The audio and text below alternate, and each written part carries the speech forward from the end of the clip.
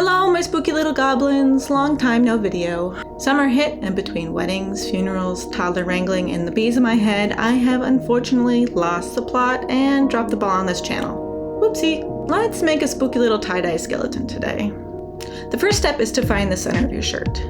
You can measure, but I like to line up the side seams and the shoulder seams and clip them together so they stay put. I can't find my actual clips I bought for this, so I'm using my toddler's hair clips.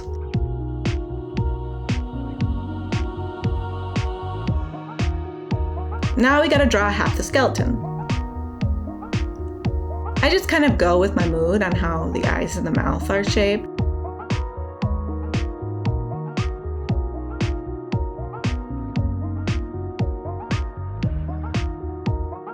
You can either measure the eye distance to make sure the other eye is centered, or if you're lucky you can see through the shirt and trace it.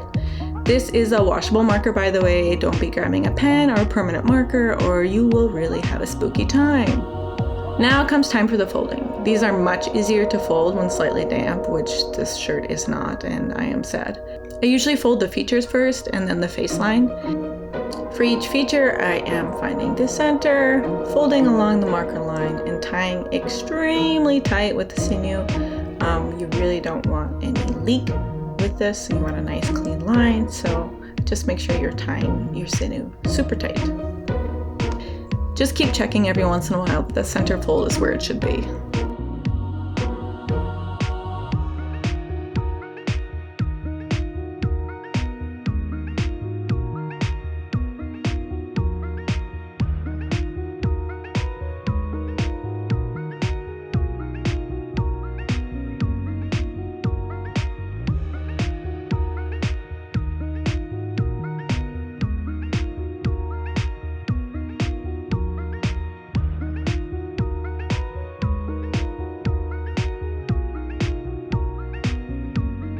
Once folded, I like to gather the face features together as much as possible to keep them away from the bone portion of the skeleton, if that makes sense.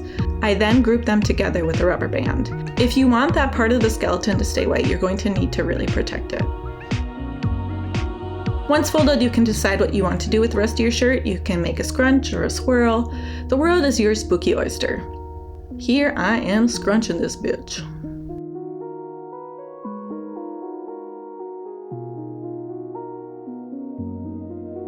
Now I've soaked this in soda ash a bit and let it dry out and we're ready to dye.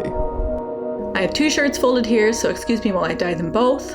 The only liquid dye I use in this version of my skeletons is for the skeleton features and the outline of their skull. The rest I'm going to do ice dye. You can obviously do all liquid dye and that's actually a lot easier to control, but I personally hate mixing liquid dyes. It's like when you were a little kid and you were making potions out of like debris and rocks and leaves, but instead it's not fun at all and really sweaty and boring and not interesting, and I'm not gonna do it.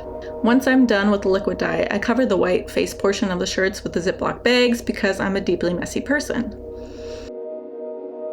Now I fill in the rest of the shirt with dye, I add my ice, and I wait till it melts. I usually let mine melt overnight and check on it in the morning.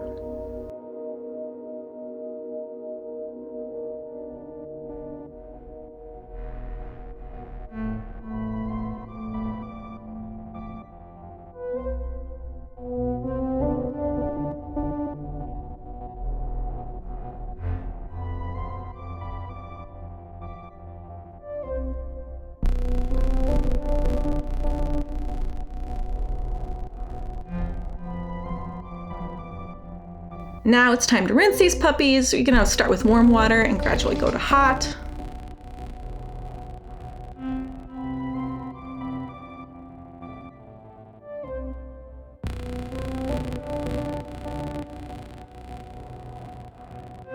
Hot tip, the dye does tend to travel even when you're super careful.